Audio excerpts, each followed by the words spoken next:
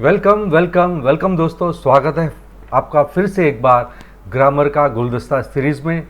दोस्तों, इस सीरीज़ में हम शुरू करेंगे सबसे पहले सेंटेंसेस के बारे में सीखना कि सेंटेंसेस कितने प्रकार के हैं, कौन कौन से हैं, और उसके साथ साथ हम उन सेंटेंसेस के डेफिनेशंस भी एग्जांपल्स के साथ सीखेंगे। दोस्तों, अगर मेरा ये वीडियो आपको पसंद आता है तो लाइक और शेयर ज़रूर करना। चलिए आगे बढ़ते हैं। सबसे पहले हम सेंटेंसेस में जाते हैं।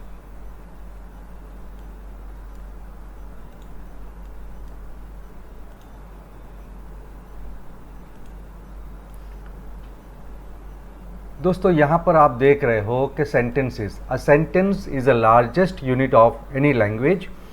इन English it begins with a capital letter and ends with a full stop. Sentence जो होता है इंग्लिश लैंग्वेज में सबसे लंबा यूनिट कहलाता है, और ये फुल स्टॉप और ये कैपिटल लेटर से शुरू होता है और फुल स्टॉप से स्टॉप होता है, पूरा होता है एक वाक्य। या उसमें कई बार क्वेश्चन मार्क आता है या एक्सक्लेमेशन मार्क भी आता है। There are only 3 punctuation marks with which to end a sentence. अगर किसी सेंटेंस को हमको पूरा करने का है तो उसमें 3 पंक्चुएशंस होते हैं। एक होता है पीरियड के लिए फुल स्टॉप, क्वेश्चन मार्क प्रश्न पूछने के लिए, और उद्गार वाक्य जिसमें हम आश्चर्य व्यक्त करते हैं। ऐसे सेंटेंस के लिए हम एक्सक्लेमेशन पॉइंट लगाते हैं। तो चलिए हम आगे बढ़ते हैं कि ये किस किस प्रकार के सेंटेंसेस होते हैं। सबसे पहले हम देखेंगे कि हमारे पास 9 प्रकार के सेंटेंस हैं। एक है सिंपल सेंटेंस, उसके बाद कंपाउंड सेंटेंस, उसके बाद कॉम्प्लेक्स सेंटेंस, उसके बाद compound complex sentence, declarative sentence, imperative sentence, interrogative sentence, exclamatory sentence, और लास्ट में ट्रांसफॉर्मेशन ऑफ सेंटेंसेस। दोस्तों, ये तो हुई इसकी रूपरेखा, और हम इसमें धीरे धीरे आगे बढ़ेंगे तो हमको समझ में आएगा कि ये जो माइंड मैप है, मैं आपको माइंड मैप के ज़रिए क्यों बता रहा हूँ। मैं आपको माइंड मैप के ज़रिए इसीलिए बता रहा हूँ कि कॉन्सेप्ट जो है, एक एक कॉन्सेप्ट क्लियर हो जाए। जिस तरह से जब हम किताब पढ़ते हैं तो आगे इंडेक्स होता है, उस इंडेक्स में बताया जाता है कि कौन सा चैप्टर कहाँ पर कौन से पेज पे दिया गया है। उसी तरह से माइंड मैप जब हम बनाते हैं तो माइंड मैप क्या होता है कि हम ऊपर ऊपर की एक रूपरेखा बना लेते हैं। We draw a map where we want to know that these things are located in these areas. Here mind map is not a text book. Mind map कोई एक टेक्स्ट बुक नहीं है कि आप उसको पेज बाय पेज पढ़ते जाएं। Mind map is just a mapping कि आपको कहाँ कहाँ कौन कौन सी चीज़ ऊपर ऊपर से जितना भी ज्ञान है वो हमको माइंड मैप में मिलता जाएगा। तो चलिए हम आगे बढ़ते हैं। दोस्तों, आई थिंक यहाँ तक आपको बहुत क्लियर समझ में आ गया कि सेंटेंस जब हम पढ़ेंगे तो सेंटेंसेस में कितने प्रकार हम पढ़ेंगे। आपने देखा कि पहले इतना था, जब मैंने इसको छोटा किया था तो आपको लगा कि सिर्फ 9 बातें हैं, लेकिन वो जब 9 बातें खुली तो यहाँ पर हमको पता चला कि 9 बातें बहुत लंबी चौड़ी बातें हैं। तो अगर आपको ये समझ में आ गया दोस्तों, तो आप प्लीज़ लाइक का निशान नीचे दिए हुए कमेंट में ज़रूर लिखें, और कमेंट्स में आप अपने कमेंट्स भी ज़रूर लिखें कि आपको ये समझ में आ रहा है कि नहीं आ रहा है। चलिए हम जाते हैं हमारे सिंपल सेंटेंस में। अब सिंपल सेंटेंस क्या होता है, सबसे पहले उसका हम डेफिनेशन देखें। A simple sentence must have a single clause that is a single verb. Single sentence क्या होता है? एक सिंगल क्लॉज या सिंगल वर्ब, एक ही उसमें वर्ब होता है, which is independent and it can not take another clause, और उसमें दूसरा क्लॉज या दूसरा वर्ब नहीं आ सकता है। I always wanted to become a teacher. मैं हमेशा चाहता था टीचर बनना, तो इसमें वर्ब क्या है? वॉन्टेड। सो यहाँ पर एक ही वर्ब है, एक ही वर्ब और दूसरा वर्ब वहाँ पे नहीं जुड़ता है, तो ऐसे सेंटेंस को हम बोलते हैं सिंपल सेंटेंस। नेक्स्ट आता है compound sentence. A compound sentence must have more than one independent clause with no dependent clauses. Compound sentence क्या होता है? उसमें एक से ज़्यादा इंडिपेंडेंट क्लॉज होते हैं, मतलब 2 वर्ब होते हैं या एक से ज़्यादा वर्ब होते हैं, और वो जो वर्ब्स हैं, वो जो क्लॉजेस हैं, वो कई और वर्ब के साथ डिपेंडेंट नहीं होते हैं। दोस्तों कंफ्यूज नहीं होइए, आप बोलेंगे सर ये क्लॉजेस क्या है, ये वर्ब्स क्या है। दोस्तों मैंने जैसे पहले ही आपको बताया कि मैं ग्रामर का गुलदस्ता लेकर आया हूँ, और इस गुलदस्ते में जितने भी फूल हैं, फूल की पत्तियाँ हैं, उन हर एक के बारे में मैं आपको बहुत ही क्लियरली, बहुत ही बारीकी से हर चीज़ समझाऊंगा। So please relax, don't worry, I will be teaching you each and everything in this series. Okay, some specific conjunctions, punctuations or both are used to join together these clauses. कभी कभी conjunctions या punctuations या दोनों conjunction plus punctuation मिला के एक sentence को बनाया जाता है जिसमें एक से ज़्यादा verb इसमें आते हैं। Like I always wanted to become a writer and she wanted to become a doctor. यहाँ पर देखो दो सेंटेंस है, I always wanted to become a writer एक भाग हुआ, and she wanted to become a doctor, और वो डॉक्टर बनना चाहती थी। तो यहाँ पे हमने ज्वाइन किसे किया, इस एंड से हमने वाक्य को ज्वाइन किया। दैट मीन्स दो सेंटेंस को लेकर हमने दो वर्ब, वांटेड दो बार आया, तो दो वर्ब को हमने जब लिया तो वो कंपाउंड सेंटेंस हो गया। आया समझ में दोस्तों? अगर समझ में आ रहा है तो आप लिखिए बल्ब ऑन। जी हाँ दोस्तों, बल्ब ऑन, दिमाग की बत्ती जल गई। अगर बत्ती जल गई आपकी दिमाग की तो आप लिखिए bulb on. Okay, next is complex sentence. A complex sentence also has more than one clause, but one of them must be independent clause and the other must be dependent clauses. Complex sentence में क्या होता है, वहाँ पर भी एक से ज़्यादा वर्ब होते हैं, लेकिन जो दूसरे दो वर्ब होते हैं वो एक दूसरे के ऊपर डिपेंड होते हैं। जैसे I know that you always wanted to be a writer. I know that, no क्या हो गया, वर्ब हो गया, लेकिन ये नो जो वर्ब है, ये फर्स्ट क्लॉज है, किसके ऊपर डिपेंड है, वांटेड के ऊपर, कि तुमको राइटर बनना था। तो इस तरह से जब डेट या फॉरएवर या हाउएवर ऐसे जो वर्ड्स होते हैं, कनेक्टर्स होते हैं, उस कनेक्टर्स को जब हम लगाते हैं तो उस टाइप के सेंटेंसेस हो जाते हैं कॉम्प्लेक्स सेंटेंसेस। आई होप यहाँ तक आपको समझ में आ गया कि सिंपल सेंटेंस, कंपाउंड सेंटेंस और कॉम्प्लेक्स सेंटेंस क्या हैं। उसके बाद एक और हम देख लेते हैं जिसको हम बोलेंगे कंपाउंड कॉम्प्लेक्स सेंटेंस और complex compound sentence. Either way is a mixture of features of compound and complex sentence in one sentence. ये जो कंपाउंड कॉम्प्लेक्स या कॉम्प्लेक्स कंपाउंड सेंटेंस होता है वो क्या होता है, मिक्सचर है किसका, compound sentence as well as complex sentence. So it must contain at least two independent clauses and at least one dependent clause. इसका मतलब ये हुआ कि इसके अंदर एक जो होता है दो, इसका मतलब ये हुआ कि इसमें कम से कम दो इंडिपेंडेंट क्लॉज होने चाहिए और एक डिपेंडेंट क्लॉज होना चाहिए। मतलब दो वर्ब्स होने चाहिए जो इंडिपेंडेंट हो और एक वर्ब ऐसा होना चाहिए जो आगे वाले दोनों वर्ब के ऊपर डिपेंडेंट हो। Example, I know that you always wanted to become a writer but I always wanted to become a doctor. So यहाँ पर आप देखो कि एक बड़ा सेंटेंस है, उसके साथ एक और सेंटेंस भी जुड़ा हुआ है। तो ऐसे जब दो तीन सेंटेंस जुड़ते हैं तो उसको हम कंपाउंड कॉम्प्लेक्स सेंटेंस बोलते हैं या कॉम्प्लेक्स कंपाउंड सेंटेंस बोलते हैं। Clear, very clear. अगर आपको लगता है कि हाँ यार दिमाग की बत्ती जल गई तो बल्ब ऑन लिखो या थंब का निशान दीजिए। तो चलिए दोस्तों, यहाँ पर मैं इन सबको मैं हाइड कर देता हूँ और हम आगे बढ़ते हैं। उम्मीद है आपको बहुत क्लियरली और बहुत अच्छी तरह से ये समझ में आ गया होगा। नेक्स्ट है डिक्लेरेटिव सेंटेंस। अब यहाँ पर जो डिक्लेरेटिव, इम्पेरेटिव, इंटरोगेटिव, एक्सक्लेमेटरी, ये सब आपने कहीं ना कहीं आपकी क्लासेस कहीं ना कहीं आपने स्कूल लेवल में। अब दोस्तों यहाँ पर जो है declarative sentence, imperative sentence, interrogative, exclamatory, ये चारों के चार आपने कहीं ना कहीं अपने स्कूल लाइफ में या कॉलेज लाइफ में पढ़े होंगे और अब शायद उनको याद होगा या शायद आप भूल गए होंगे, लेकिन मेरा ये फ़र्ज़ है कि मैं आपको फिर से याद दिलाऊं, क्योंकि इस वक्त आप में से कई सारे स्टूडेंट्स, कई सारे लोग एग्ज़ाम्स की भी तैयारी कर रहे हैं, कॉम्पिटिटिव एग्ज़ाम्स की भी तैयारी कर रहे हैं, या अपना ग्रामर को रिफ़्रेश कर रहे हैं। तो दोस्तों यहाँ पर जब मैं ये चीज़ आपके सामने लेकर आया हूँ, ग्रामर का गुलदस्ता, तो मेरा ये फ़र्ज़ है कि मैं आपको हर चीज़ बहुत अच्छी तरह से समझाऊँ। तो चलिए हम चलते हैं declarative sentence.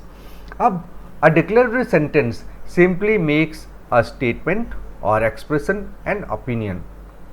In other word it makes a declaration. Declarative sentence क्या होता है?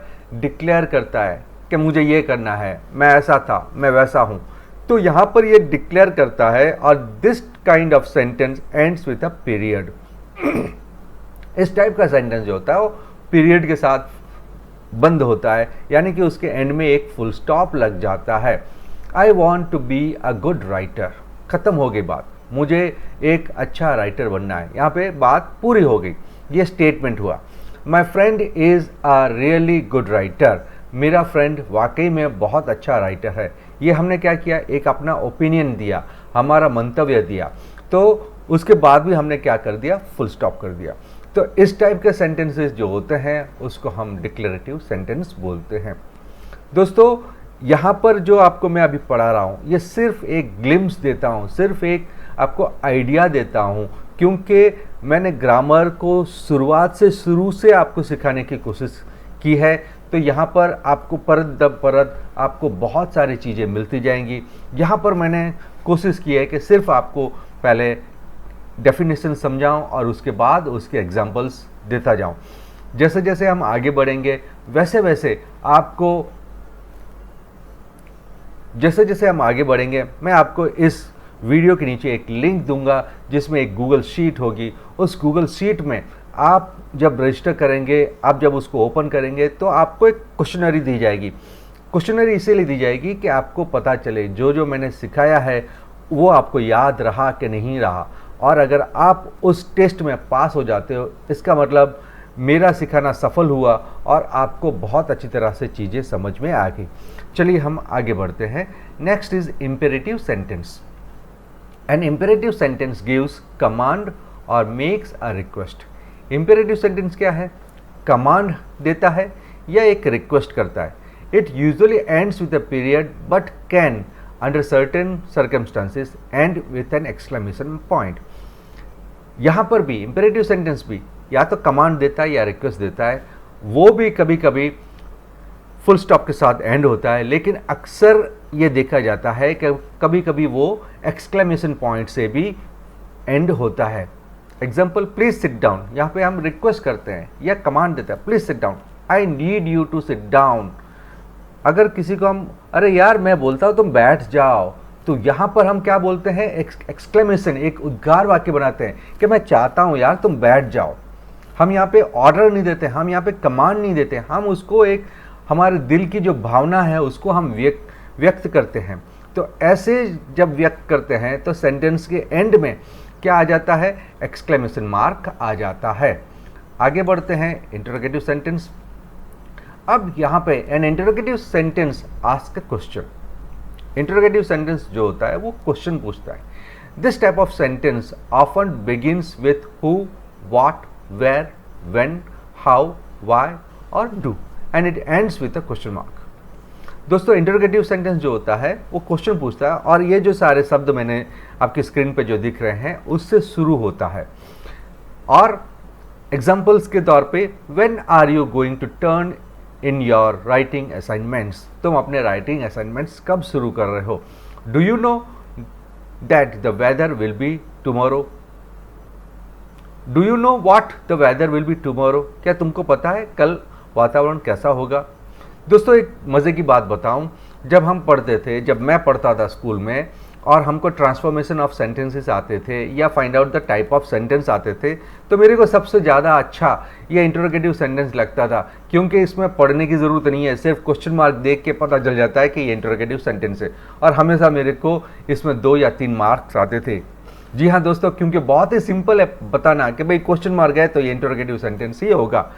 उम्मीद है दोस्तों आपको ये बहुत अच्छी तरह से समझ में आ रहा है।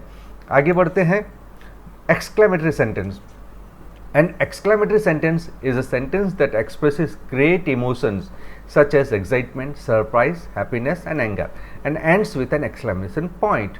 जब हम हमारी खुशियों को या हमारे दुख को या हमारे आश्चर्य को जब हम व्यक्त करते हैं तो उस टाइप के सेंटेंसेस को इंग्लिश में हम एक्सक्लेमेटरी सेंटेंस बोलते हैं। और एक्सक्लेमेटरी सेंटेंस के पीछे ये एक्सक्लेमेशन मार्क आता है, जैसे it is too dangerous to climb that mountain, I got an A on my book of report, मतलब मेरे को रिपोर्ट में ए मिला, या इस माउंटेन पे चढ़ना तो बहुत ही डेंजरस है। तो यहाँ पे जब हम उद्गार करते हैं, हम हमारा आश्चर्य व्यक्त करते हैं, तो ऐसे सेंटेंसेस को हम एक्सक्लेमेटरी सेंटेंस बोलते हैं। समझ में आ रहा है दोस्तों? दिमाग की बत्ती जल गई? अगर दिमाग की बत्ती जल गई तो थंब का निशान लिखिए और नीचे लिखिए बल्ब ऑन। नेक्स्ट आता है ट्रांसफॉर्मेशन ऑफ सेंटेंसेस। दोस्तों ट्रांसफॉर्मेशन ऑफ सेंटेंसेस में 5 भाग हैं। यहाँ तक आपने देखा कि आपको कितना सारा अलग अलग एक एक परत दर परत मैंने खोल के सिर्फ इंट्रोडक्शन दिया है, इसको मैंने क्लियरली समझाया नहीं है, हर एक के एग्जाम्पल्स नहीं दिए। आगे बढ़ेंगे उसमें आपको हर एक के एग्जाम्पल्स मैं दूंगा। चलिए आगे बढ़ते हैं। Next is use no sooner than. जब हम सेंटेंस को ट्रांसफॉर्म करते हैं तो उसमें हम क्या करते हैं कि हम सेंटेंस को कभी कभी no sooner then remove to उन वाक्यों से शुरू करते हैं। नेक्स्ट आता है नॉट ओनली बट ऑल्सो, उसके बाद रिमूव इफ़ या अनलेस, उसके बाद आता है रिमूव टू, उसके बाद आता है क्वेश्चन टैग। तो दोस्तों आपने ये सारे भी अपनी लाइफ में कहीं ना कहीं तो देखे ही होंगे ट्रांसफॉर्मेशन, लेकिन चलिए इसका और हम एग्जाम्पल के साथ यूज़ करना सीखते हैं। A sentence which shows two actions which immediately follow one another can be written with the use of no sooner than.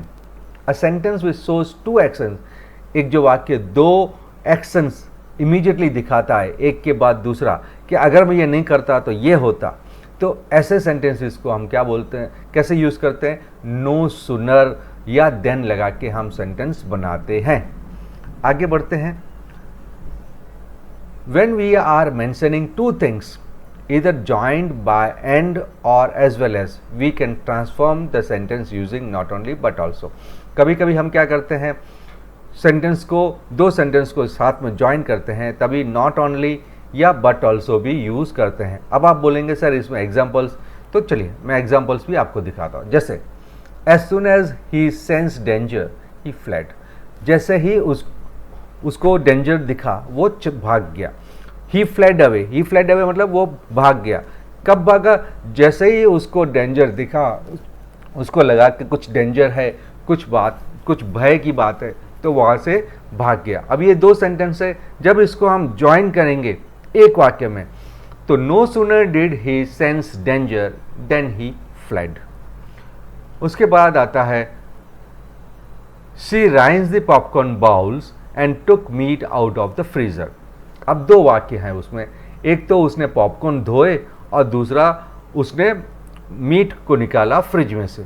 अब यहाँ पे 2 सेंटेंस को जब हम ज्वाइन करेंगे, she not only rinse the popcorn bowls but also took meat out of the freezer. उसने ना ही केवल फ्रिज में से मीट निकाला, लेकिन साथ साथ में पॉपकॉर्न को भी धोया। तो ये 2 वाक्य को जब हम मिलाते हैं तो उसमें हमने क्या किया, नॉट ओनली बट ऑल्सो और ऊपर वाले में नो सूनर देन का यूज़ हमने किया। अब आता है रिमूव टू। अब रिमूव टू में 2 बातें 3 सेंटेंस यूज होते हैं। If plus not is equal to unless, दूसरा है if is equal to unless plus not, और तीसरा है ओनली इफ बराबर नेवर प्लस अनलेस। चलिए आगे बढ़ते हैं और देखते हैं। If you water plants they will not die, अगर तुम पौधों को पानी दोगे वो नहीं मरेंगे। अब इसमें क्या करेंगे, इफ प्लस नॉट है पहले वाले सेंटेंस में, उसको हम अनलेस से रिप्लेस करेंगे। Unless you water the plants they will die. यहाँ पे देखो हमने नॉट निकाल दिया है, दे विल डाई। यहाँ पे बल्ले लिख रहे हैं दे विल डाई, वो मर जाएंगे, लेकिन आगे क्या कर दिया है, अनलेस लगा दिया है। आगे अनलेस लगाने से ये सेंटेंस ये हो जाएगा कि जब तक तुम पानी नहीं दोगे वे मर जाएंगे। तो दोनों वाक्यों को हमने अनलेस से यू ज्वाइन कर दिया।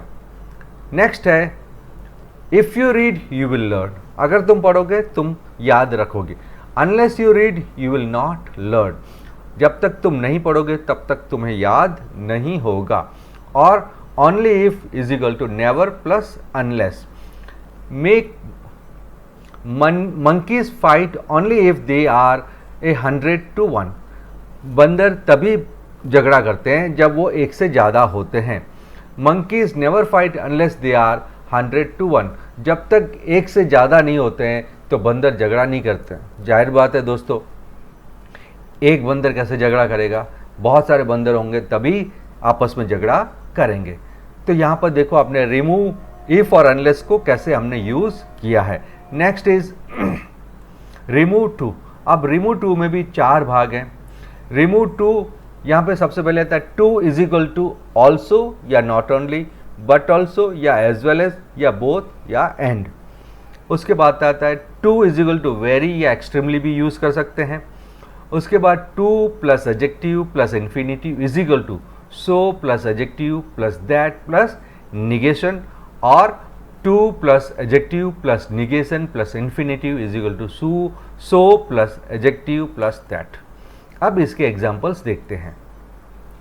ही has a car and a motorcycle too, उसके पास कार है और मोटरसाइकिल भी है।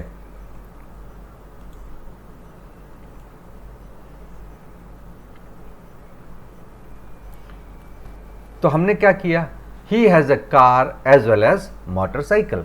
यहाँ पे क्या किया, टू को निकाल दिया और एज वेल एज का प्रयोग हमने किया।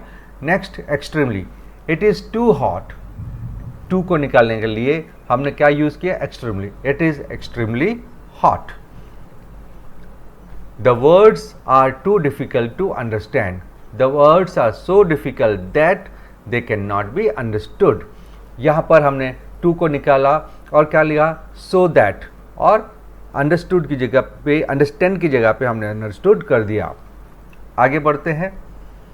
ही her perfume is too strong to not to be noticed, उसका परफ्यूम इतना खतरनाक है कि किसी को भी पता चल जाता है कि वह आ रही है, या कोई भी उसको नोटिस कर सकता है। Her perfume is so strong that it can be easily या श्योरली या डेफिनेटली बी नोटिस्ड। तो इस तरह से हम यहाँ पे रिमूव टू लगा सकते हैं। और नेक्स्ट आता है question mark, question tag. Question tag comes after statement and is written in the following manner. जैसे यहाँ पे इसके 6 भाग हैं, इसको मैं हाइड कर देता हूँ ताकि आपको मेरे को पढ़ाने में इजी रहे। अब सबसे पहले आता है the statement is affirmative, the question is negative. If the statement is affirmative the question is negative. जैसे Rakesh went to market didn't he, Rakesh went to market, Rakesh market गया कि नहीं, डिडंट ही, तो ये क्वेश्चन मार्क देता है। Didn't he, doesn't he, wasn't he, तो उसको हम क्या बोलते हैं, क्वेश्चन टैग्स बोलते हैं। Next, if the statement is negative the question tag is affirmative. अगर स्टेटमेंट नेगेटिव है तो जो क्वेश्चन टैग लगाएंगे वो अफर्मेटिव होगा। जैसे the plants did not survive, did they, ऊपर वाले में हमने क्या था, डिडंट ही लगाया था, यहाँ पे हमने अफर्मेटिव कर दिया, did they. Next, if the sentence contains an auxiliary verb use the same to form a question tag. अगर सेंटेंस में ऑक्सिलरी वर्ब है तो हम क्वेश्चन टैग भी उसी वर्ब का लगाएंगे। जैसे your sister can teach music, can है ऑक्सिलरी वर्ब, तो क्वेश्चन टैग कैसे लगेगा, कांट सी।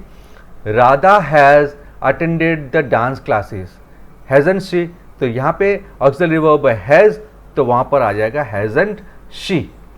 नेक्स्ट है, if the sentence does not contain an auxiliary verb use do, does, did to form a question tag. जैसे अगर sentence में auxiliary verb नहीं है तो हम डू, डज से क्वेश्चन टैग बनाएंगे। जैसे the little boy broke the window pane, the little boy broke the window pane, didn't he, यहाँ पे कहीं पे भी हमको auxiliary verb can, could, would, should नहीं मिलता है तो हमने क्या किया, डिडंट ही लगा दिया। Next, you work very hard, don't you? Hari has a huge house, doesn't he? The above sentences do not contain auxiliary verb, so we use do, does या did। आगे बढ़ते हैं। Next is, if the verb in the sentence is the form of to be, whether as the main verb or auxiliary, use the same verb and auxiliary to form the question tag। अगर sentence के अंदर auxiliary verb है तो question tag भी हम auxiliary verb का ही use करेंगे। जैसे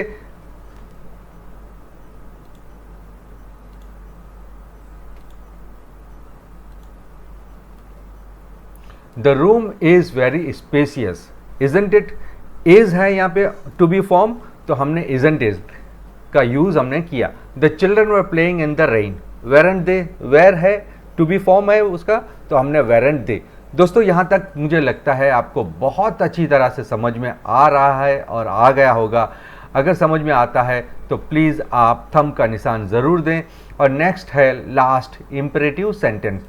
If it is an order, the question tag will be will you, and if it is a request, the question tag will be want you। अगर यहाँ पर ये ऑर्डर है तो will you लगाएंगे और अगर रिक्वेस्ट है तो want you लगाएंगे। आगे बढ़ते हैं सब दोस्तों, इसके अगली कड़ी में